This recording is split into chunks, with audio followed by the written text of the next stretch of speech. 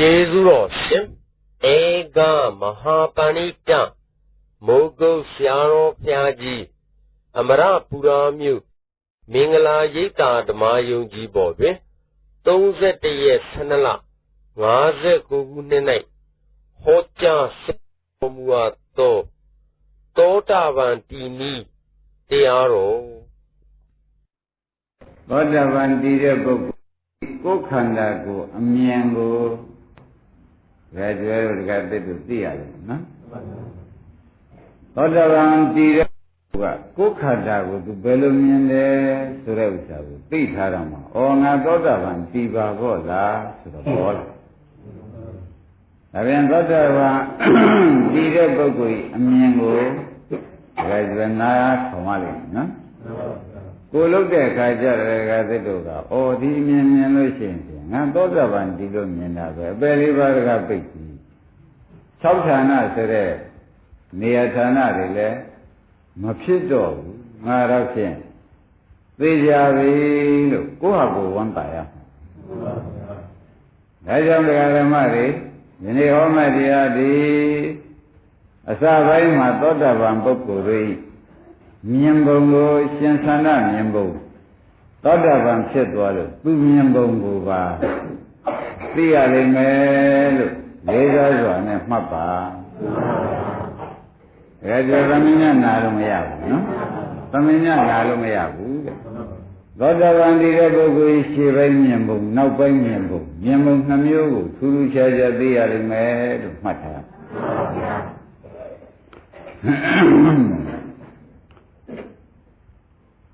သောတာပန်တည်တဲ့ပုဂ္ဂိုလ်ဤမြင်ပုံကဒီပဂရိအချိန်မှာတော့ပုထုဇဉ်နဲ့မထူးပါဘူး။သားနဲ့သမီးနဲ့ဆွေနဲ့မျိုးနဲ့သားမြင်တာပဲသမီးမြင်တာပဲ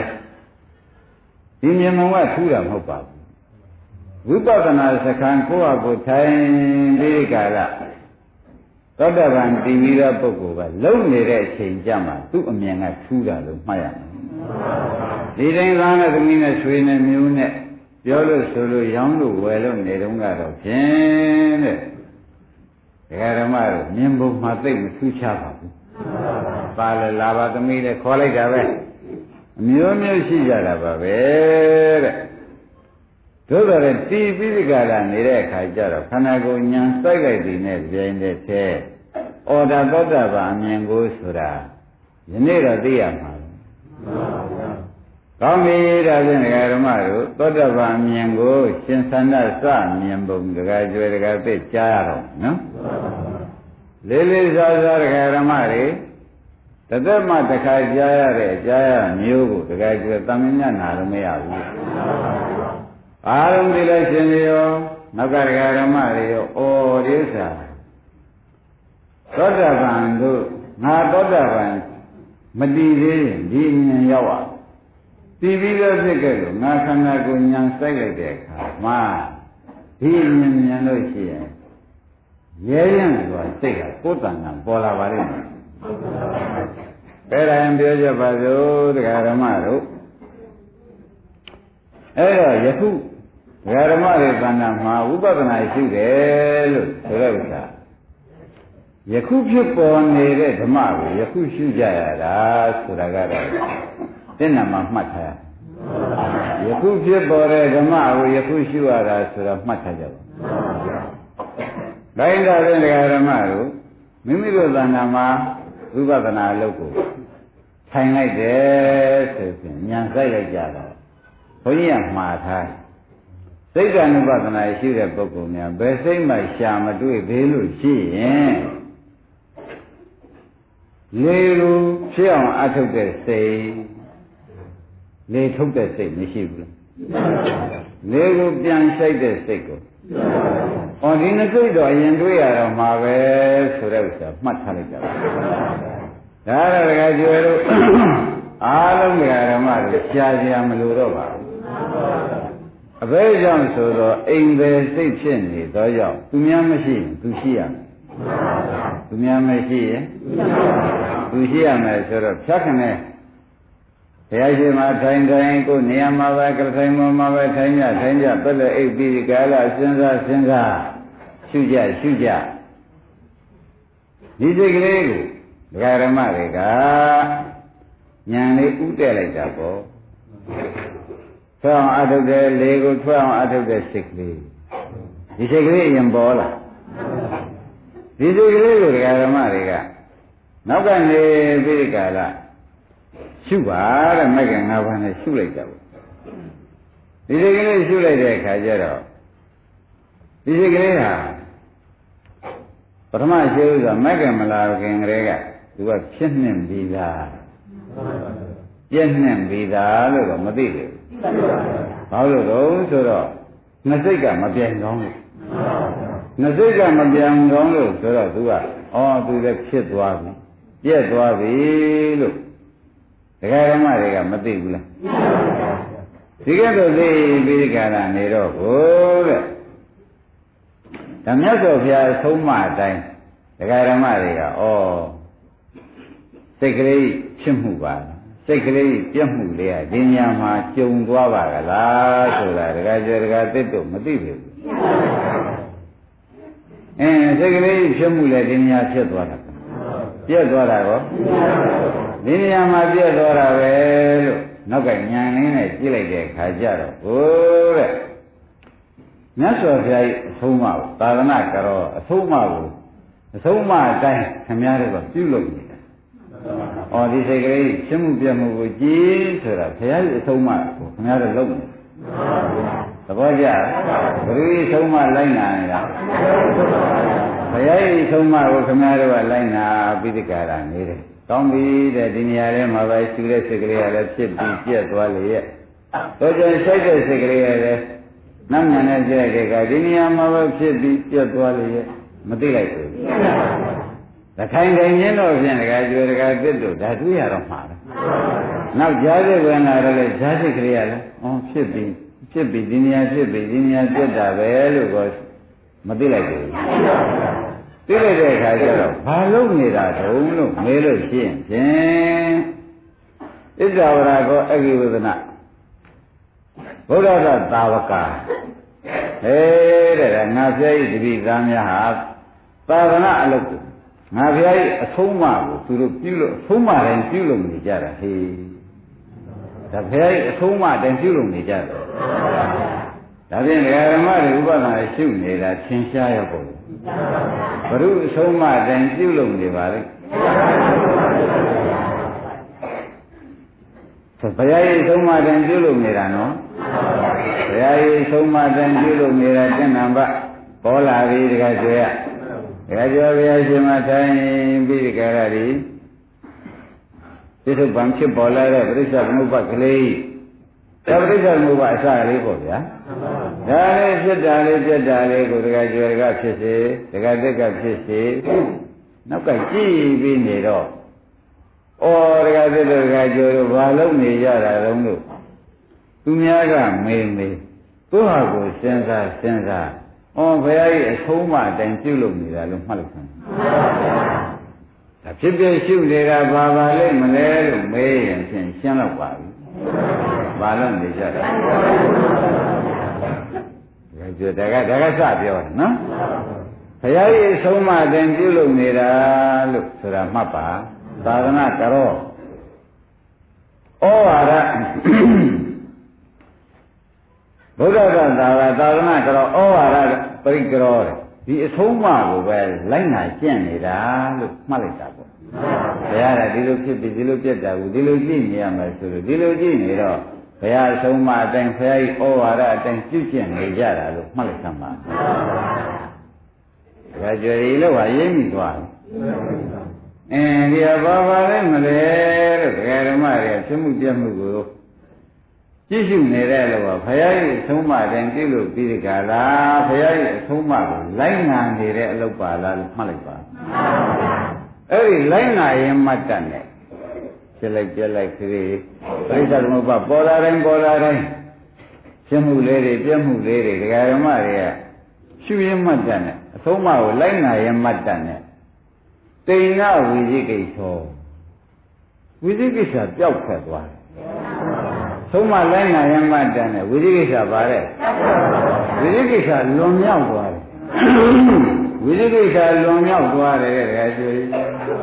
ဘာလွန်မြောက်ဘယ်လိုလွန်မြောက်သွားတယ်ဆိုတော့ပုဂ္ဂိုလ်တ attva ဆိုတော့ရှိကိုမရှိပဲကိုအဖြစ်ပြည့်ရှိတာကို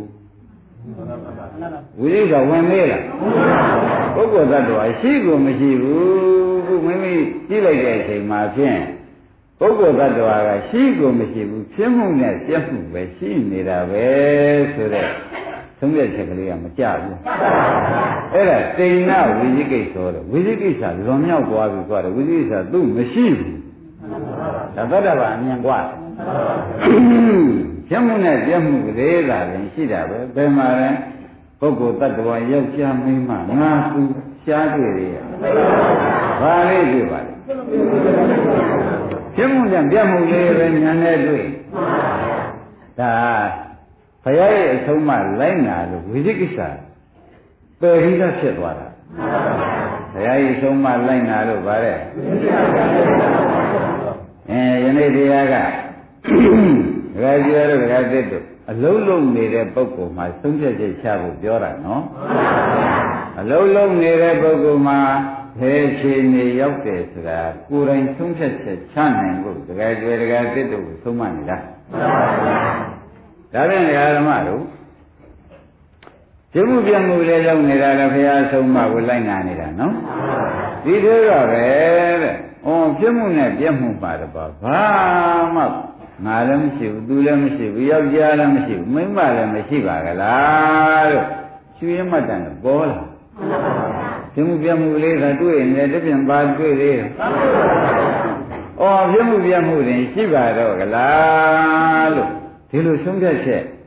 ချနေတဲ့အချိန်မှာဒကာကျော်တို့ဒကာသစ်တို့ဝိသိကိစ္စမရှိတော့ဘူးပုဂ္ဂိုလ်တ attva တွေ့သေးလားယောက်ျားမိန်းမတွေရောဒါဘုရားဆုံးဖြတ်ချက်ပါလိမ့်မလို့ဘုရုအမြင်ပါလိမ့်မလဲလို့ပြောရမှာအဲ့ဒါသောတာပန်အမြင်သဘောကျ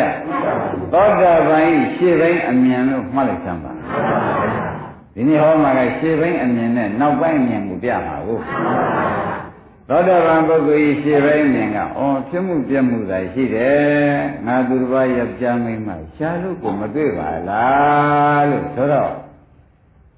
တန်လျက်ရှိသေးဖြစ်မှုပြမှုမှာတပါးဘာမှမရှိတော့ဘူးဆိုတော့သုံးပြချက်ကဒကာကျော်ဒကာသစ်တို့မကြလားအဲ့ဒါဝိသိကိစ္စဝန်းထဲမှာစင်သွားတာသဘောကျဘာစင်သွားတာပါဒီသိချာချာမှတ်ပါသိချာမှတ်ပါဒီဉာဏ်စိုက်တာဘာပါလိမ့်မလဲလို့ပြမှုပြမှုပါတော့ဘာမှမရှိဘူးပုဂ္ဂိုလ်လည်းမရှိဘူးတ attva လည်းမရှိဘူးဒီအမြင်လေးမြင်လိုက်တဲ့ဥစ္စာဘုရုမြင်ပါလိမ့်မလားသောတာပန်တို့ရဲ့အမြင်ကြည်မှတ်မိပြီပြမှုပြမှုမှတော့ပုဂ္ဂိုလ်တ attva ငါသူတစ်ပါးရှားလို့ကိုမတွေ့တော့ငါရှိလေသေးလားငါဥစ္စာရှိနေသေးလားဆိုတဲ့ဝိသိကိစ္စတွေနဲ့ရှိသေးလား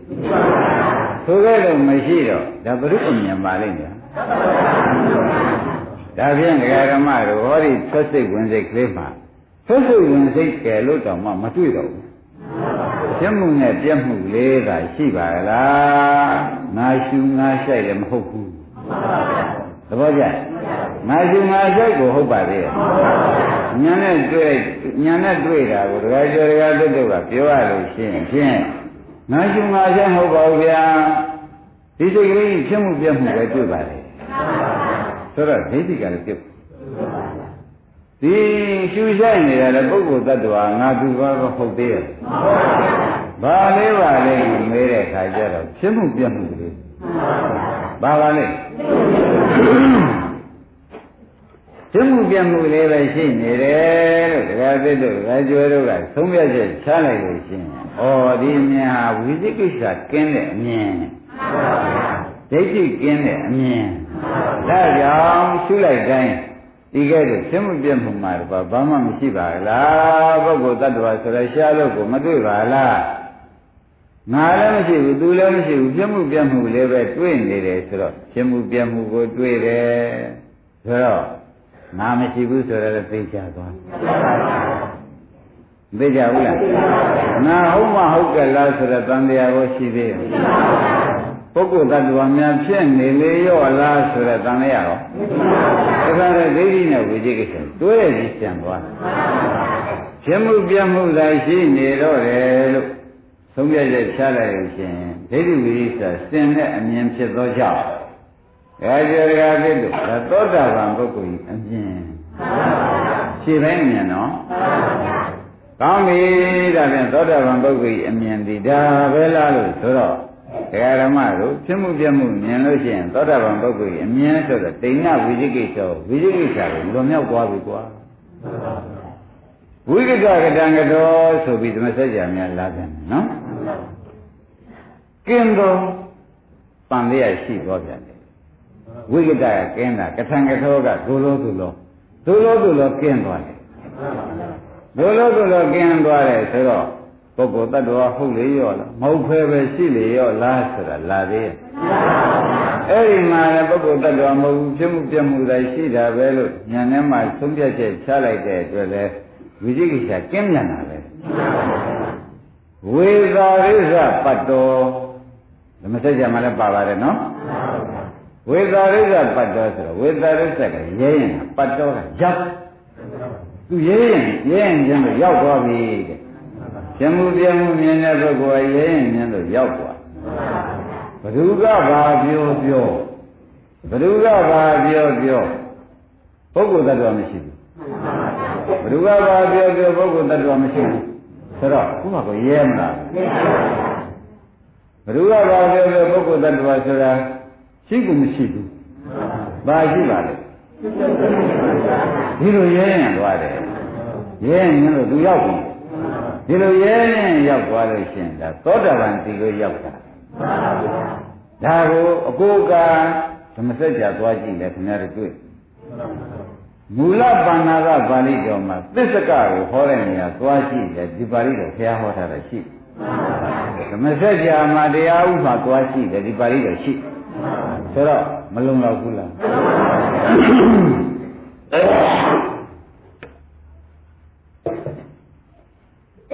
အဲ့ဒါကအပရပိစယောဆိုပြီးလာတယ်ဓမ္မစကြာနဲ့လာတာပဲဘာနာတမူလဘာနာတမှာလည်းလာတာပဲအပရပိစယောဆိုတာကဩငကိုယ်တော့ကတော့ဖြစ်တယ်ပြက်တယ်ဆိုတာဒကာတက်တော်လည်းအတူတူပဲဒကာကျော်လည်းအတူတူပဲသူများပြောတာကြားပဲမှန်ပါပါသူများပြောတာကြားနော်ခန္ဓာကိုယ်ရဲ့ဖြစ်ပြပဲရှိတယ်နှိစ္စပဲရှိတယ်ဆိုတာသူများပြောတာကြားပါအခုတော့ဖြင့်သူကပြောတာကြားဟုတ်သေးသလားလို့မေးလို့ရှိရင်ဘယ်နဲ့ဖြေလဲသူကပြောတာကြားဟုတ်တော့ဘူးနော်ကိုယ်တိုင်မြင်ကြသူကပြောတာကြားမှာတွတ်ဒီလွတ်သွားတယ်ကိုယ်တိုင်မြင်ဖြစ်လို့ရောက်လာသူကပြောတာကြားဖြစ်မှာကိုယ်တိုင်မြင်ဖြစ်လို့ဒါဖြင့်တဲ့တရားဓမ္မဒီနေရာကစပြီးဆရာကင်းသွားပြီဆရာကင်းသွားပြီတဲ့တရားကျော်ဆရာကင်းသွားပြီဒီရက်ဆရာရွာဆရာတွေအလုံးစုံကုန်ကင်းသွားပြီအပရတိဆရာတဲ့အပရတိဆရာဆိုအပရကသူတော်ပြည့်ဆရာကသူတော်အကြောင်းပြုမှသိရတယ်သူတော်အကြောင်းပြုမှသိရတာမဟုတ်တော့ဘူးกว่าသူ့ဟာသူဉာဏ်ဆိုင်လိုက်တာနဲ့ပဲဒီဥစ္စာတွေကားလို့ဆိုလို့ရှိရင်ပုဂ္ဂိုလ်တ attva ငါသူကယောက်ျားမင်းမဟာအဟုတ်ကိုမရှိတာသူများပြောတာညာမရှိတာမဟုတ်ဘူးကိုယ်တိုင်ကြည့်လို့မရှိတာလို့ဒီလိုသိသွားလို့ရှိရင်ဒါသောတာပန်ဖြစ်တဲ့ပုဂ္ဂိုလ်ကြီးအမြင်သဘောပါတော့အရေးကြီးဘူးလားတခါကျအရေးကြီးတယ်တခါသိရတာအိမ်ကြတော့ဖြစ်စီအလုတ်ခံဝင်တဲ့အချိန်မှာဖြစ်စီအခုဘုန်းကြီးပြောတဲ့အတိုင်းအဟုတ်ကိုမရှိပါလားပုဂ္ဂိုလ်တ attva တွေကားလို့ရှင်သူများပြောတာညာမဟုတ်တော့ဘူးကိုယ်တိုင်မြင်တာပါလားဆိုရင်ဒါသောတာပန်တည်လို့မြင်တဲ့အမြင်လို့မှတ်လိုက်ရှင်းမလားဘယ်မြင်ပါလိမ့်မယ်သောတာပန်တည်တဲ့ပုဂ္ဂိုလ်ကြီးအမြင်လို့ဘုရားကဟောတယ်အပရဝေသာရိစ္ဆပတ်တော်တခါရဲရဲရင်နဲ့တခါရဲဒကာဓမ္မတို့ ဘယ်သူပြောတာမှနားမယောင်တော့ဘူးဒီတော့အယူကဖောက်ပြန်ကြရှိသေးရဲ့ဒီဖောက်ပြန်ကြမရှိတဲ့ကဒိဋ္ဌာကိုယ်တိုင်မြင်လို့ဒိဋ္ဌိပဲပယ်ပြီးသားပုဂ္ဂိုလ်တ attva ရှိလေသေးလားမရှိလေသေးလားဆိုတော့ဝိသိကိစ္စကိုလာပြီးတခါရဒီအမြင်ဒီဒိဋ္ဌိဝိသိကိစ္စကျင်းလို့သွားတဲ့အမြင်ဘာလို့သွားတဲ့အမြင်ပါလဲဒိဋ္ဌိဝိသိကိစ္စကျင်းလို့သွားတဲ့အမြင်ပဲလို့ဆိုတော့ဩဒီအမြင်ဒီသောတာပန်တည်ပြီးသောပုဂ္ဂိုလ်၏အမြင်မတည်သေးတဲ့ပုဂ္ဂိုလ်ဖြစ်နေဒီမြင်ပြီးလို့ရှိရင်တည်တော့မယ်လို့ဆုံးဖြတ်ချက်ချတည်ပြီးသောပုဂ္ဂိုလ်ဖြစ်လို့ရှိရင်လည်းရှုတိုင်းဒီလိုမြင်နေလို့ရှိရင်တည်ပြီးသားမှုမြင်တာလို့မှတ်သဘောကျမတည်သေးတဲ့ပုဂ္ဂိုလ်ဒီမြင်တည်တော့မလို့မှားတည်ပြီးသောပုဂ္ဂိုလ်ကဒီတိုင်းမြင်နေကြမယ်ဆိုရင်အော်တည်ပြီးလို့မြင်တာကိုမှားဒါကြသိအားရှိကြကောင်းပါအမတန်အားရှိကြကောင်းတဲ့ဓမ္မတို့အမတန်အားရှိကြကောင်းပါတယ်ဆိုတဲ့ဥစ္စာချင်းမြောက်ပြောတာမဟုတ်ဘုရားပါဠိတော်တစ်လုံးစီပြောနေဘုရားပါဠိတော်ကိုတစ်လုံးစီပြောနေတယ်ဆိုတာတကယ်ကြတစ်တို့ရိမ့်နေဒီသိတွေကဒီမြင်တွေကရဲရဲတင်းတင်းသူတော်ပြောတဲ့ကြားမဟုတ်ဘဲနဲ့အပရပစ္စယောဆိုတဲ့အပရကသူတစ်ပါးပစ္စယောကအကြောင်းသူတစ်ပါးအကြောင်းပြုပြီးမြင်တဲ့အမြင်မဟုတ်တော့ဘူးဟုတ်ပါဘူးကိုယ်တိုင်မြင်မကြဘူးလားကိုယ်တိုင်ဆိုတာကိုယ်တိုင်ဉာဏ်နဲ့မြင်တာပြောတာအဲ့ဒီလိုမြင်လို့ရှိရင်သောတာပန်မတည်သေးတဲ့ပုဂ္ဂိုလ်လည်းတည်မလို့မြင်တာလို့မှားတည်ပြီးသောပုဂ္ဂိုလ်ကထားပြီးရှုနေပြန်လို့ရှိရင်လည်းတည်ပြီးလို့မြင်တဲ့အမြင်ပါလားလို့သုံးဖြတ်ချက်ချဒါကြွေပြောလို့ပဲအမတန်မှလည်းနည်းနည်းတဲ့စကားဖြစ်လို့ဩသောတာပန်သုံးဖြတ်ချက်ချဖို့ရဘယ်ဉာဏ်ဆိုင်မှာပါလိမ့်မလဲဆိုတာလေဒီနေ့တော့ရှင်းပါမရှင်းဘူးလားဒီဉာဏ်မရသေးတဲ့ပုဂ္ဂိုလ်များယနေ့ကစားပြီးခွန်ကြီးတို့ဓမ္မတွေကိုယ်စိတ်ကလေးကိုရှုတော့ရှင်းမှုလေးပြတ်မှုလေးမှတပါးပုဂ္ဂိုလ်တ attva ငါသူတစ်ပါးယောက်ျားမိန်းမမရှိတာလည်းသိကြတယ်ဒီလိုသေးသေးချာချာမြင်အောင်ဓမ္မတွေကသုံးပြချက်ချပြီးကြည့်နေကြမယ်ဆိုလို့ရှိရင်ဖြင့်တဲ့သောတာပန်မတည်သေးတဲ့ပုဂ္ဂိုလ်ကတည်မလို့မြင်တာတည်ပြီးသောပုဂ္ဂိုလ်ကလည်းတည်ပြီးလို့မြင်ဒီမြင်ဟာမပြောက်တာသဘောပါဒါဖြင့်ဓမ္မတွေဒီမြင်တစ်ခုဟာဒီမြင်ဒီကားလို့ဆိုရင်သောတာပန်ပုဂ္ဂိုလ်ကြီးအမြင်မှားတပါးသောပုဂ္ဂိုလ်ကမြင်ကုန်မြင်မယ်ဒါဖြင့်ဓမ္မတို့တိဏ္ဍဝိသိကိစ္စဝိတရကံတော်ဝေသာရိစ္ဆပတ်တော်ဝေသာရိစ္ဆပတ်တော်ဆိုတာခုနကပြောခဲ့ပါတယ်တခါရင်ရဲရဲတင်းတင်းဘယ်သူပြောတာမှမဟုတ်ဘူးဟဲ့ဒီဥစ္စာပုဂ္ဂိုလ်တ attva မရှိဆိုတာဒီစိတ်ကလေးကိုကြည့်လိုက်တဲ့ဖြင့်ဖြစ်တာနဲ့ပြက်တာပဲတွေ့တယ်ဒီဝေဒနာကြည့်လိုက်တယ်ဖြစ်တာနဲ့ပြက်တာတွေ့တယ်ဒီရုပ်ကြည့်လိုက်ကြအောင်တခါရင်ရဲရဲတင်းတင်းဒါသာရှိတာကူဘာမှမရှိပါလားဘယ်ပုဂ္ဂိုလ်တ attva ဆိုတာသမုဒိသစ္စာနဲ့ကပြောပေမဲ့ပရမတ္ထနဲ့ကနေကြည့်တော့ကိုယ်ပိုင်ဉာဏ်နဲ့ကိုယ်တိုင်ကြည့်လိုက်တဲ့အခါဘာမှမရှိဘူးဒီပြည့်နဲ့ပြက်ပဲတွေ့နေတယ်ဒီတိုင်းမလားဘူးအဲ့ဒါဒီဓမ္မတို့သောတာပန်မတည်သေးတဲ့ပုဂ္ဂိုလ်လည်းတည်မလို့မြင်တဲ့အမြင်တည်ပြီးသောပုဂ္ဂိုလ်ဖြစ်ခဲ့လို့ရှင်တည်ပြီးသားမှုမြင်တဲ့အမြင်ဒါရှေ့ပိုင်းမှာဒီတိုင်းရှိရမယ်ကဲဒါဖြင့်ရှေ့ပိုင်းအမြင်တော့ဖြင့်ပုဂ္ဂိုလ်တ attva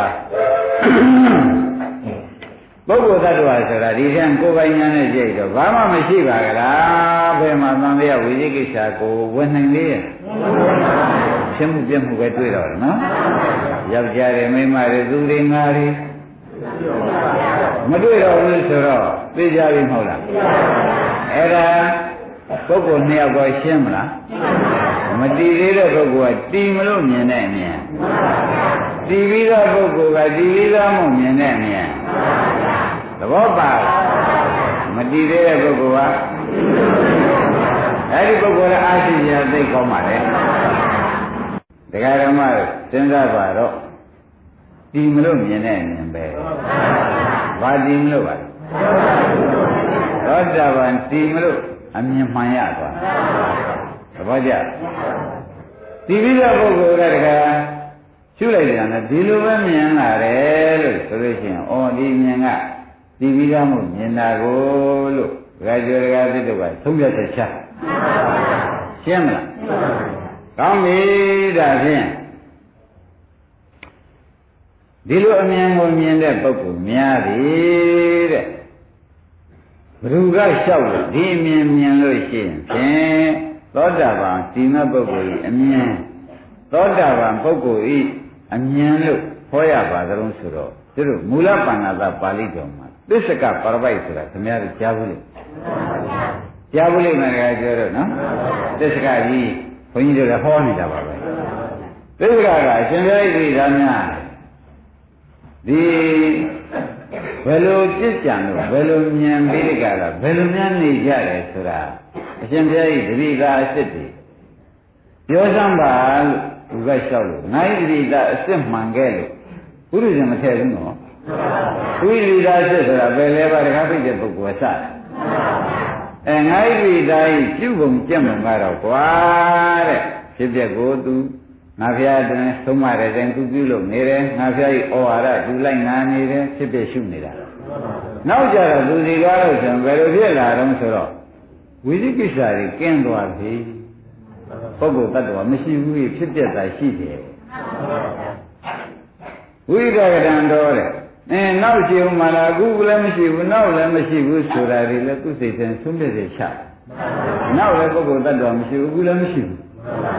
ဝိသရိကပတ်တော်တဲ့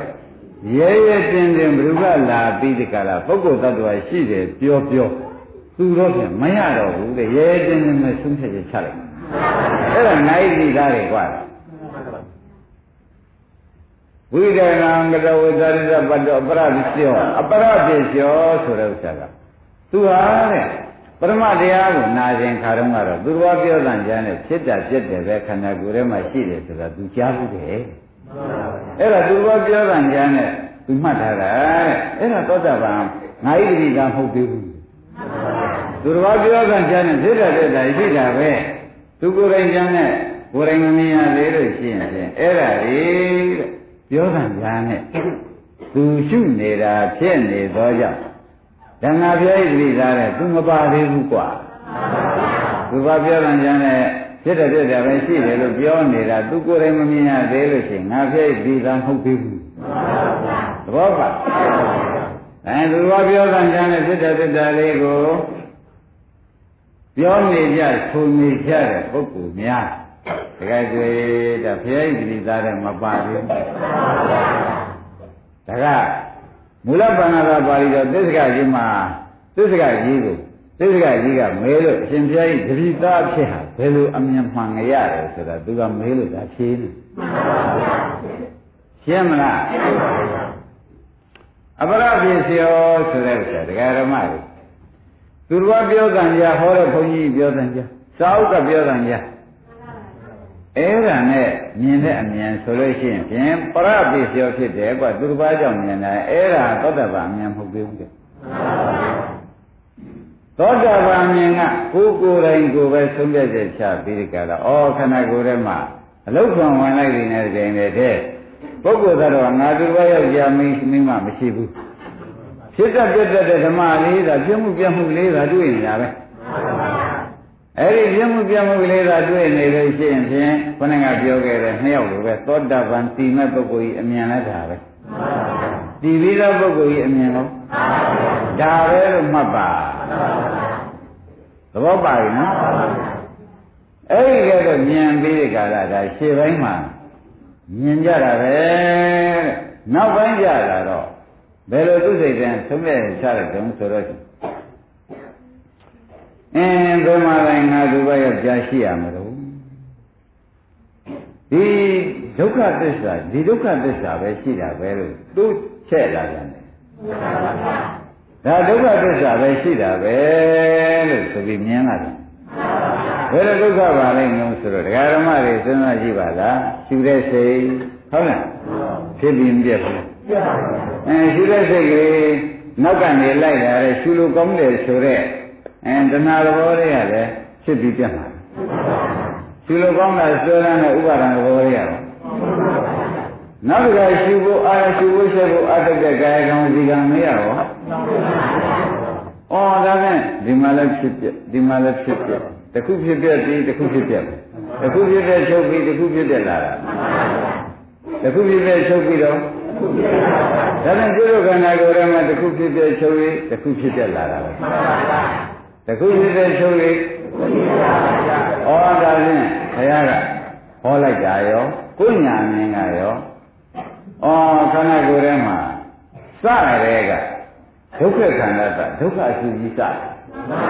ဒီမှာဖြစ်ဒုက္ခပြဒုက္ခနဲ့စဒီဖြစ်ဒုက္ခပြဒုက္ခဆုံးတော့နောက်တစ်ခါဖြစ်ဒုက္ခပြဒုက္ခလာဘာနဲ့ဆုံးတော့လဲတတ္တရဘာလာတယ်နော်အဲ့ဒီကဲလို့ဒုက္ခကြီးဆုံးတဲ့ချတယ်ဒီဒုက္ခပြဒုက္ခကြီးဆုံးတဲ့ချပလိုက်တော့ဟိုတဲ့ဒကာရမတွေဒါကခေါင်းနဲ့ကလည်းမကင်၅ပါးမကတော့ဘူးဒီဒုက္ခပြဒုက္ခလို့ဆုံးတဲ့ချနေတဲ့ဒကာရမတွေမကင်7ပါးဖြစ်သွားမကင်7ပါးဖြစ်မဂ္ဂင်7ပါးလည်းနောက်ကလည်းဖြစ်ပါရောသူဆုံးတဲ့စိတ်စားတဲ့ရှေ့ပိုင်းကဖြစ်ဒုက္ခပြဒုက္ခတွေတကယ်ကြဲချုပ်ကုန်နာလေးပေါက်စဘယ်နဲ့ခေါ်ကြဒုက္ခပဲဒကာဓမ္မတွေသဘောကျအနာလေးပေါက်စလည်းဒုက္ခပဲအနာလေးကြီးထွားလာတာဒီမှာလည်းခန္ဓာကိုယ်မှာရောဂတော်ဆိုတဲ့အတိုင်းခန္ဓာကိုယ်ကယောဂခန္ဓာကိုယ်ကြီးကိုပြအဲ့တော့အနာပေါက်စရဲ့ဒကာဓမ္မတို့အနာကြီးရောက်တာရဲ့သဘောကျဒါပဲရှိတယ်ဒီမှာပါရှိသေးအဲ့ဒီကဲတော့ခန္ဓာကိုယ်ထဲမှာဩဖြစ်ဒုက္ခပြဒုက္ခနှစ်ခုမှတပါဘာမှမရှိဘူးဆိုပြီးမဂ္ဂင်7ပါးသုံးမြတ်ရချလိုက်တော့သုံးမြတ်ရချတာဖြစ်ဒုက္ခတွေကဖြစ်ဒုက္ခပြဒုက္ခတွေကမပေါ်လာတော့ဖြစ်ဒုက္ခပြဒုက္ခတွေမပေါ်လာတော့ဘူးဆိုတော့ဒကာပြဒုက္ခကျော်တို့ရှေ့ပိုင်းမှာဘာတွေများပျောက်သွားတယ်ဆိုတာစဉ်းစားကြဒုက္ခတွေပြောက်တယ်ဒုက္ခတွေဆုံးတယ်ဒုက္ခတွေချုပ်တယ်ဘယ်နဲ့ဆိုရဒုက္ခတွေပြောက်တယ်ဒုက္ခတွေဆုံးတယ်ဒုက္ခတွေမရှိဘူးမဆိုနိုင်ဘူးလားဒါဖြင့်ဒုက္ခဆုံးတာလည်းနှိပ်ပါဒုက္ခမရှိတာလေဒုက္ခတွေချုပ်သွားတယ်ဒါကြွေဒီမြင်ပါလားဒါတော့တိုင်းမြင်กว่าရင်းပြီလားကောင်းပြီဒါဖြင့်ဒကာဓမ္မတို့နောက်ဆုံးမိတ်ဒီနေ့ကြတော့အရင်တုန်းကတော့ဒိဋ္ဌိဝိသေသတတ်နေတုန်းကတော့ပုဂ္ဂိုလ်သတ္တဝါမရှိဘူးတော့ဘူးမြင်နောက်တိုးချက်မြင်လာတာကတော့ဒုက္ခသစ္စာတိုးချက်မြင်လာပရမမြင်မှုကတော့ဖြစ်မှုပြမှုပဲမြင်နောက်ကြလာတော့တကယ်တမ်းမရှိဖြစ်ခြင်းတော့ဒကာဓမ္မတွေသိတဲ့အတိုင်းဖြစ်ဒုက္ခပြဒုက္ခကိုသူပိုင်နေသိရှင်းမလား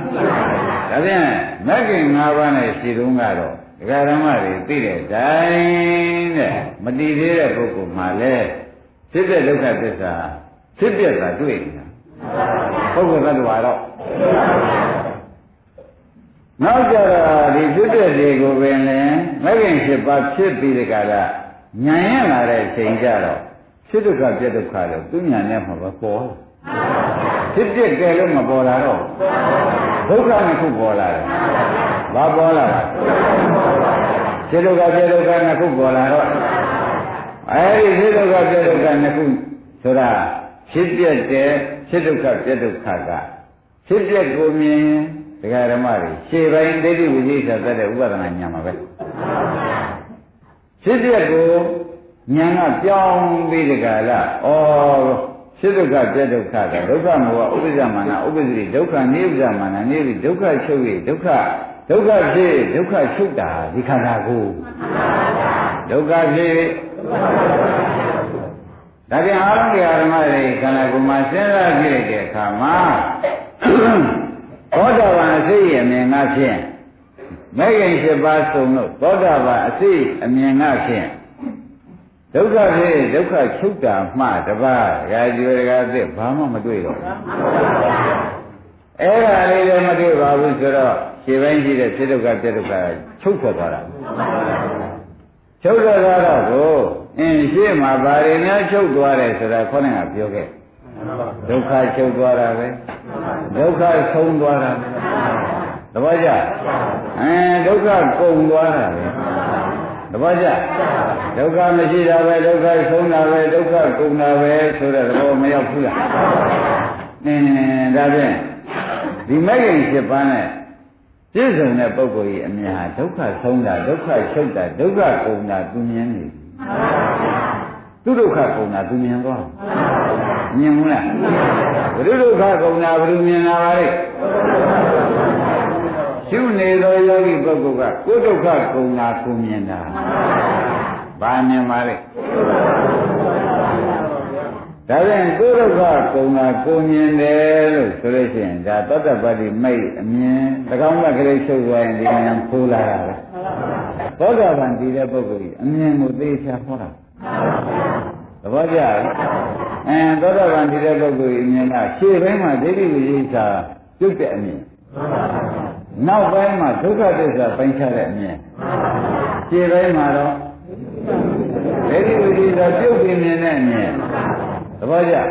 နောက်ပိုင်းမှာတော့ဒုက္ခပိုင်းခြားရမြင်တဲ့အမြင်ပဲမျိုးပါလေရှေ့ပိုင်းကတော့ဒိဋ္ဌိဝိသေသပြုတ်တဲ့အမြင်တော့နောက်ပိုင်းကျတော့ဒုက္ခပိုင်ပိုင်နေနေသိတဲ့အမြင်အဲ့ဒီအမြင်နှစ်ခုဟာဒကာဓမ္မတို့ဒီဝိရပုဂ္ဂိုလ်မှလည်းဒီမြင်လာမယ်မတည်သေးတဲ့ပုဂ္ဂိုလ်မှလည်းဒီပြည့်တဲ့နှစ်ကိုတော့ဒီအမြင်ဒီတိုင်းအစဉ်တိုင်းသွားရမှာသဘောပါလားဒီမြင်ရောက်လာလို့ရှိရင်ဒကာကျွဲဒကာတစ်တို့ကအားလုံးဒကာဓမ္မတွေကသုံးချက်ကြလာရှာပြီတော့သူကဘာပြောဒါသောတာပန်အထုနေတဲ့မှာအမြင်တစ်ခုကိုဒိဋ္ဌိဝိသေသပြုတ်တဲ့အမြင်တစ်မျိုးဒုက္ခပိုင်းခြားတဲ့အမြင်တစ်မျိုးအမြင်တစ်ခုကြုံပြီးလို့ကြုံပြီးသောပုဂ္ဂိုလ်ဖြစ်ခဲ့ပါမူကားဒကာကျော်တို့ဒကာတိတို့ဘုရားဘာပြောကိုယ့်တော်ဖြင့်သိချဖို့အပေလေးပါဖြင့်လုံးဝမရောက်ဘဲနဲ့အောက်တန္တရာလုံးဝကျင်နေကြမရှိဘဲနဲ့ကိစ္စပြီးတော့တယ်လို့သုံးဖြတ်ချက်ချာသဘောပါဒါဖြင့်ဒီမြာမွေးပြဖို့ကောင်းတဲ့အမြင်မဟုတ်ဘူးဘုရားကိုစဉ်းစားပြီးကြလားရှင်ရမတ္တစဉ်းစားရမယ်အမြင်သဘောကျရှင်ရမတ္တနဲ့စဉ်းစားငါသောတာပန်အမြင်ပဲလားဒီမလို့အမြင်ပဲလားဆိုတာကိုယ့်ဟာကိုယ်ဒီအမြင်မှရလို့ရှိရင်တကယ်ကျော်ပြုံးပြီတော့ပြုံးပါတဲ့သူတို့ပြောတာညာအမြင်မှမဟုတ်တော့ပဲကိုယ်ရင်ရေးစင်းနဲ့မြင်တဲ့အမြင်ကိုပြရှင်းမလားသူတို့ပြောတော့မြင်လာရေးစင်းနဲ့ကိုယ်ရင်မြင်လာလားသူတို့ပြောတာညာနဲ့အမြင်ကကိုယ်ခန္ဓာစိုက်လိုက်လို့ရှိရင်မမြင်ဘူးပြန်ကိုယ်ရင်သိတဲ့မြင်ကကိုယ်ခန္ဓာစိုက်လိုက်လို့ရှိရင်လည်းဖြစ်မှုနဲ့ပြည့်မှုမှာတော့ဘာမှကိုမတွေ့တော့သဘောကျအဲ့ဒီအမြင်ဆိုင်တဲ့ပုဂ္ဂိုလ်များမှာဖြင့်ဘုရားဤတိသာအမြင်ပဲဟောသောတာပန်ပုဂ္ဂိုလ်တိမတ်ပုဂ္ဂိုလ်ဤအမြင်တဏှိကြည်ပြီးသောပုဂ္ဂိုလ်ဤအမြင်သဘောကျကဲဒါဖြင့်ဒကာဓမ္မတို့ဒါဘယ်နဲ့ကြောင့်ဒီအမြင်နဲ့ပြည့်စုံတဲ့ပုဂ္ဂိုလ်ကိုဘုရားသခင်ကိုရမေကြီးကဘယ်လိုများဆုံးဖြတ်ချက်ချလိုက်ပါလိမ့်မလို့အမေးထုတ်တော့အဲ့ဒါသောတာပန်တည်တဲ့ပုဂ္ဂိုလ်ကြီးအမြင်กว่าရှင်းမလားသောတာပန်တည်တဲ့ပုဂ္ဂိုလ်ကြီးအမြင်ကဒကာဓမ္မတို့ဖြစ်ပြမှတပါပုဂ္ဂိုလ်တ attva ကင်းပြီးမြင်ဖြစ်ပြပဲမြင်တဲ့ပုဂ္ဂိုလ်တ attva ရှားလို့မတွေ့ပါဘူးဒါကမနဲ့ကစကားရှိကြတဲ့ကဒကာကျော်ဒကာသစ်တို့ရှိပါခဲ့ပါတယ်နော်ဒီရင်သားနဲ့မယားနဲ့ဆွေးနေမျိုးနဲ့နေတဲ့အခါဆိုတာမဟုတ်ပါဘူးအလုတ်ပြန်ဝင်တဲ့အချိန်ကိုဆိုလိုက်ပါလေရှင်းမလားဘယ်အချိန်မှလဲအလုတ်ပြန်ဝင်တဲ့အချိန်မှမြင်တဲ့အမြင်ဟိုဝိသကာရတို့တရားမင်းကြီးတို့လိုသားရင်းကြီးတွေဆွေးမျိုးတွေနဲ့နေတဲ့အချိန်မျိုးကိုဆိုတာမဟုတ်ပါဘူးဒီကြတော့ပုဂ္ဂိုလ်တ attva ပေါ်လာတော့သဘောကျပုဂ္ဂိုလ်တ attva ပေါ်များတော့လေဒကာဓမ္မတို့ပြမင်းနှလုံးသွင်းရင်ကြောက်တတ်ပါပြန်နှလုံးသွင်းရင်ဘုရုရှင်ကတော့ဘယ်လိုနှလုံးသွင်းတော့မရဘူးဒါကြောင့်နှလုံးသွင်းလို့မရလို့တချို့ပုဂ္ဂိုလ်မှာတားလင်ခမွန်သေးကြတာလေရှိကြတယ်မဟုတ်လားကျုံးမြက်လုံးတွေကဟောဒီ သူသွားပုံလာပုံလေးကိုမပြောက်သေးဘူးပြောတယ်ပုဂ္ဂိုလ်တ attva မပေါ်ဘူးလားပေါ်ကဲအရိယာသောတာပန်မြင်တဲ့ဒကာကျွယ်ဒကာပြတ်မကွာလားအဲ့တော့သူမြင်တိုင်းသွားပုံလာပုံတူတဲ့လူများလားပါပြီးသူစိတ်ချင်းကြီးကြလိုက်ပြီကဲပုဂ္ဂိုလ်တ attva ပြောက်ကလားဝိရိယသေးရလားဒါကြောင့်ဒါလေးကျုပ်သမီးလေးနဲ့တူတယ်ကျုပ်သားလေးနဲ့တူတယ်မျက်နှာလေးကလည်းတူတယ်ဝုတ်ပုံစားပုံကလည်းတူတယ်ပြောဆိုကလည်းတူတယ်ဆိုလို့ရှိရင်ဖြင့်သူ့တူတယ်တူနေတာနဲ့မျက်ရည်ကြမကြဘူးလားအဲ့ဒါကြတယ်ထောက်လိုက်တဲ့အခါကြလို့ရှိရင်ပုဂ္ဂိုလ်သတ္တဝါကဲဒကာဓမ္မတို့ခန္ဓာဉာဏ်စိုက်ပြီးကြည့်လိုက်တဲ့အခါကျတော့မရှိတော့ဘူးလို့သိလို့ရှိရင်လေဒါသောတာပန်ပရမလေးကြရင်ပြများကြတယ်နောက်ကိုယ်ရင်ဉာဏ်ဝင်လိုက်တဲ့အခါမှာပျောက်တယ်ကိုယ်ရင်ဉာဏ်ဝင်လိုက်တော့ပရမတော်သူကြရင်ကြမယ်ဘာဖြစ်လို့ကြမလို့လို့မေးတဲ့အခါသောတာပန်ကဒေါသမှမပယ်သေးတယ်ဒေါသမပယ်တော့ပယ်လေးပါးကိုကြတဲ့ဒေါသတော့သူ့မှာမရှိပါဘူးသို့တော့ဒေါသကမကုန်မဲဖြစ်နေတော့ဒေါသဆိုတော့မခံခြင်းဝန်းနေတာတွေပေါ့ဗျာအဲ့ဒါတွေလည်းရှိပါတယ်ဆိုတာဝိတ္တကသူမြင်းမလေးသေတော့တကယ်ကြောမငိုဘူးတော့မပြီးနိုင်ရေမချိုးနိုင်ဖြစ်ပြီးဖဲကြောင်းတော့မသွားလား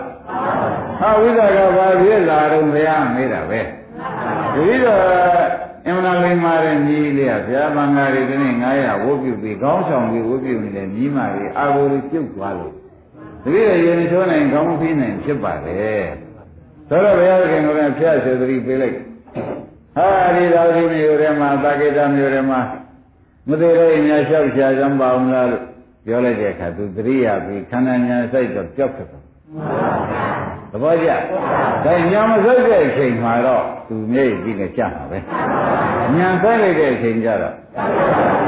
ဘာကြောင့်တုံးလို့မေးတဲ့အခါညာစိုက်လိုက်တော့ပုဂ္ဂိုလ်သတ္တဝါပျောက်ညာမစိုက်တဲ့အချိန်ပုဂ္ဂိုလ်သတ္တဝါက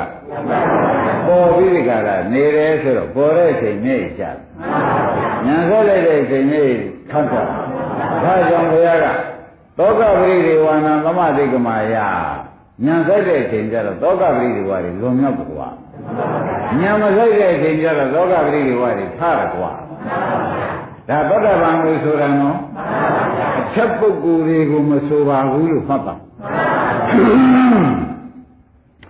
ကိုင်းတော်ရဲ့ကဆိုဒီများဒီနေ့ညက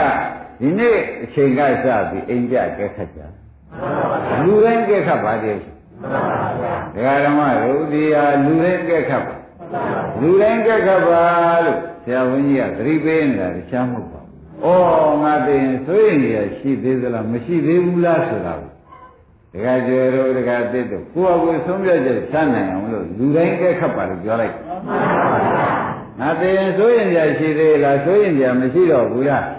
ငါမှာပဲမျိုးစုဆိုတာဒီဝန်းထဲများရှိလေသေးလားမရှိလေဘူးလားဆိုတာကိုဒီမြင်ရောက်တဲ့ပုဂ္ဂိုလ်ကမရှိတာအမှန်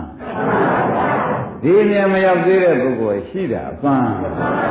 သဘောပါလားဒါဖြင့်ဒီမြင်ဒီဘယ်မှာဟောပါလိမ့်မလို့မေးဖို့မလိုဘူးလားသစ္စကပရပိုက်ကြီးကမေးလို့တခါကျွေရှင်ဘုရားကြီးတတိသားစစ်ဖြစ်ခဲ့တော့ဘယ်မြင်မျိုးဘယ်လိုနေလိမ့်ရှိပါလိမ့်မလို့အိုးဖြစ်ပြရှုပြီးဒီကငါပြောတဲ့တိုင်လုံးနေလေးရှိတယ်ဆိုတော့ဒီဖြစ်ပြမှာမရှုသေးတဲ့ပုဂ္ဂိုလ်မှာတခါပြောတော့တခါစစ်တော့သုံးမဲ့ဆိုဘုရားကြီးဒီသားဖြစ်ကိုမဟုတ်ဘူးပါရဂနာကရောဆိုတော့ပါရမကြီးအလုပ်ကိုပြုလုပ်နေဗလားဖြစ်ပြမရှုသေးတဲ့ပုဂ္ဂိုလ်သာသနာအလုပ်လုပ်မလားသာသနာကရောဟုတ်ဗျာသာသနာကရော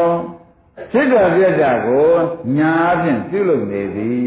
ငါဖျားရည်သားဖြစ်ခဲ့လို့ရှင်ဖြစ်တာပြက်တာကိုညာအဖြင့်ဖြစ်တိုင်းပြက်တိုင်းသူညာနဲ့ပြုလုပ်နေတာပဲဝါရှုနေတာပဲအဲ့ဒါငါဖျားရည်သားกว่าသဘောကျဩဝါဒပရိရောတဲ့သုံးမတိုင်းလိုက်နာနေတာกว่าဖြစ်တဲ့ရှုနေတာငါဘုရားရှိခိုးနေတာမဟုတ်ပါဘူးတဲ့ငါသုံးမတာလိုက်နာနေတာဆိုတော့ရှင်းမနေဘူးလားအဲ့ဒီလိုသုံးပါးတိုင်းလိုက်နာနေတဲ့ပုဂ္ဂိုလ်ကြီးအမြင်ပြောစမ်းပါလို့ဆိုတော့အိုးဖြစ်တာပဲရှိတယ်ပုဂ္ဂိုလ်တ attva ငါသူဘာရောက်ပြောင်းပြီးမှမရှိဘူးလို့လေဝိသိကိစ္စသင်တာပဲတဲ့ဒိဋ္ဌိသင်သွားတာပဲအဲ့ဒါငါပြောရဲ့အတွင်းသားတတိတွေကွာအဆုံးမလိုက်နာလို့အတွင်းသားတတိရှိရတာရှင်းမလား အဲ့ဒီလိုမြင်တဲ့ပုဂ္ဂိုလ်ကြလာတော့ကွာတဲ့ငါဘုရားသေးချာတောင်းဝန်ခံပါတယ်အပယ်လေးပါလွတ်ပါပြီသဘောကျအပယ်လေးပါလွတ်ပါပြီကွာတကစိတ်သာချပါတယ်နမလို့ရှိရင်ဘုရားအဆုံးအမဖြစ်တဲ့ကိုမရှိသေးတဲ့ပုဂ္ဂိုလ်တ attva ချင်းနေသေးတယ်ကိုယ်ခန္ဓာကိုဒါငါဘုရားဤသားထဲမှာသူတို့မပါသေးဘူးကွာဆုံးမတိုင်းပြုလုပ်တဲ့ပုဂ္ဂိုလ်လို့မဆိုနိုင်သေးဘူးလေသစ္စာပရိကိုဟောနေတာနော်သာရဏကရောဩဝါဒပရိကရောသာရဏကရောဆိုတာဆုံးမတိုင်းပြုလုပ်နေတာဩဝါဒပရိကရောဆိုတဲ့ဥစ္စာကလည်းဆုံးမတိုင်းအမှန်အထုတ်ဒီဖြစ်တဲ့ကိုအထုတ်တာဆိုတာပဲပုဂ္ဂိုလ်သတ္တဝါမရှိတဲ့ဉာဏ်ရအောင်လို့စိတ်တန်နဲ့တက်တာလည်းရှိတယ်ပဲလို့သုံးပြချက်ချနိုင်အောင်လို့လုပ်နေတာမှငါဖျားကြီးအတွင်းသားတစ်ဖြစ်တော်တယ်ဒီပြန်ငါဖျားကြီးအတွင်းသားတစ်မဟုတ်သေးဘူးဒါရင်တော်တော်ရေးကြည့်ပါအမှန်တန်ရေးကြည့်တဲ့လေးပဲရှင်းမသွားသေးဘူးလားကောင်းပြီဒါဖြင့်ဒကာဓမ္မတို့မနေ့ကဝတ္ထုနည်းနည်းလေးဆက်လိုက်တာပေါ့ရှင်သန္တာမှာသူသောတာပန်တရားမရမ်းတာကြောင့်ဖြစ်ရရှင်သန္တာဘယ်နဲ့ကြောင့်ပုဂ္ဂိုလ်တော်တွေရဟန္တာတွေဟောတော့ကဒကာသစ်တို့ဒကာကျွဲတို့မှတ်မိတယ်သူအနိစ္စတွေဒုက္ခတွေအနိစ္စတွေဒုက္ခတွေအနတ္တတွေရှုကြည့်တယ်နော်ရှုကြည့်တဲ့အခါကျတော့သူဟာတဲ့ဒုက္ခခတ်သိငြိမ်းတဲ့နိဗ္ဗာန်မမြင်ပါဘူးဒီခန္ဓာပြန်ပွယ်နေတာပဲသူစိတ်ကဘယ်လိုဖြစ်လာတော့ဆိုတော့ဩယုတ်လဲဝေဒနာယုတ်လဲအနတ္တဝေဒနာလည်းအနတ္တစိတ်လည်းအနတ္တခန္ဓာ၅ပါးစလုံးအနတ္တဆိုလို့ရှိရင်ဗျာဘယ်ဟာအတ္တကြံသေးသလုံးပေါ်နေတယ်သဘောကျအကုန်အနတ္တလို့သူဘုရားကပုဂ္ဂိုလ်ကြီးတွေကဟောလိုက်တော့ဘယ်ဟာများအတ္တရှိသေးသလုံးဆိုတဲ့စိတ်ရတယ်သူ့မှာပြန်ပေါ်နေတယ်ဒါပြန်အတ္တဒိဋ္ဌိသူမစွန့်ညင်ဘူးပေါ့ဗျာဘယ်ဟာအတ္တရှိသေးတယ်လဲဘယ်ဟာအကုရမှာလဲဆိုတာပေါ်လာတယ်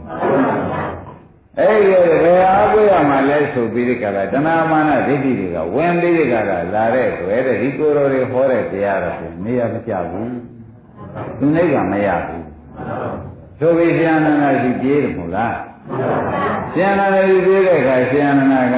ဩသူတွေးလိုက်တယ်ဒကာကျွယ်တို့ဒကာသစ်တို့နော်ပြည့်စုံကာရဆိုတဲ့ပရိစ္ဆေသမုပ္ပါမပါဘဲနဲ့အနိစ္စဒုက္ခအနတ္တရှုနေလို့မရတာပါလားဆိုတော့ပေါ်လာပရိစ္ဆေသမုပ္ပါနားမလဲပဲနဲ့နှလုံးမသွင်းပဲနဲ့အနိစ္စဒုက္ခအနတ္တရှုနေလို့သူဟာအတ္တဒိဋ္ဌိပြန်လာတယ်သတ္တရဒိဋ္ဌိပြန်လာတာပါလားလို့ခေါ်သူမိကဲဒါကကျွနားလဲသူအနိစ္စဒုက္ခအနတ္တမလို့လို့လားလို့ရတာနဲ့လားဘာကြောင့်သူဒီဘယ်နဲ့ကြောင့်နိဗ္ဗာန်မမြင်ပါလိမ့်မယ်ပရိစ္ဆေသမုပ္ပါယကိုယ်တန်ခါအခုလက်ရှိဖြစ်တဲ့ပရိစ္ဆေသမုပ္ပါကိုသူဟာအကြောင်းချုပ်လို့အကျိုးချုပ်တယ်ဆိုတာသူနားမလဲအကြောင်းဖြစ်လို့အကျိုးဖြစ်တယ်ဆိုတာကိုအကြောင်းချုပ်ရင်အကျိုးချုပ်တယ်ဆိုတာကိုဒါပရိစ္ဆေသမုပ္ပါနားမလဲနားမလဲပဲနဲ့ရှုနေတဲ့အတွက်တရားဓမ္မတို့သေချာမှသန္တာကိုကျွန်းနေမနေဘူးလားနဲ့အဲ့ဒီတော့မှဘုရားသခင်ဒီရှင်အနန္ဒာကကွာရငါပိရိယသုံးကိုအကုန်လျှောက်ချလိုက်တာကိစ္စနာအနွယ်ဖြစ်တဲ့ရဟန်းတို့ဘုရားကိုယ်တော်တိုင်ဟောတယ်ရှိတယ်ကွာမင်္ဂနာထောင်ကံလို့ဆိုတော့မှဒီသက္ကရာတွေဒီဥစ္စေရာတွေဒီခွာပေးတာတရားဓမ္မတို့ဘာခွာပေးလဲဒါတော့ခေါင်းကလာတဲ့ရှူတဲ့စိတ်ကလေးပဲရှင်းလိုက်တာပေါ့ရှူတဲ့စိတ်ကဖြစ်ပေါ်လာတယ်သဘောကျရှူတဲ့စိတ်ကလေးဖြစ်ပေါ်လာတော့သူဟာတရားဓမ္မတို့ဖြစ်ပေါ်လာတာပဲအကြောင်းတိုက်ဆိုင်လို့ဖြစ်ပေါ်လာတယ်သဘောကျတော့ကြသူချုပ်ပြီးတော့ဘူးရှူတဲ့စိတ်ကလေးဖြစ်ပေါ်လာပြီးတရားလည်းဖြစ်ပြီးချုပ်သွားတယ်မရှိတဲ့စိတ်ကလေးကရှူလို့ကောင်းတယ်ဆိုတာလေးနောက်ကလာတယ်ဒီရှူတဲ့စိတ်ကလေးချုပ်ပြီးရှူလို့ကောင်းတယ်ဆိုတဲ့စိတ်ကလေးဖြစ်ပေါ်လာတယ်နောက်ချုပ်တော့ဘူးသူမပေါ်ပဲသူမချုပ်ဘဲနဲ့သူချုပ်ပါသူမပေါ်ပဲနဲ့သူပေါ်ပါဒါဖြင့်ရှေ့ကပေါ်လို့နောက်ကပေါ်တယ်ရှေ့ကချုပ်လို့ဒါရှေ့ကအကြောင်းနောက်ကဒါပြန်အကြောင်းဖြစ်လို့ အကြောင်းချုပ်လို့အဲ့ဒီရဲ့ကိုသိကြတော့ဩချုပ်တယ်လို့ချုပ်တယ်လို့ဆိုတဲ့အိဗယ်ကရှင်းသွားဒီကိစ္စရှင်းသွားတော့ဟိုတဲ့ကွာ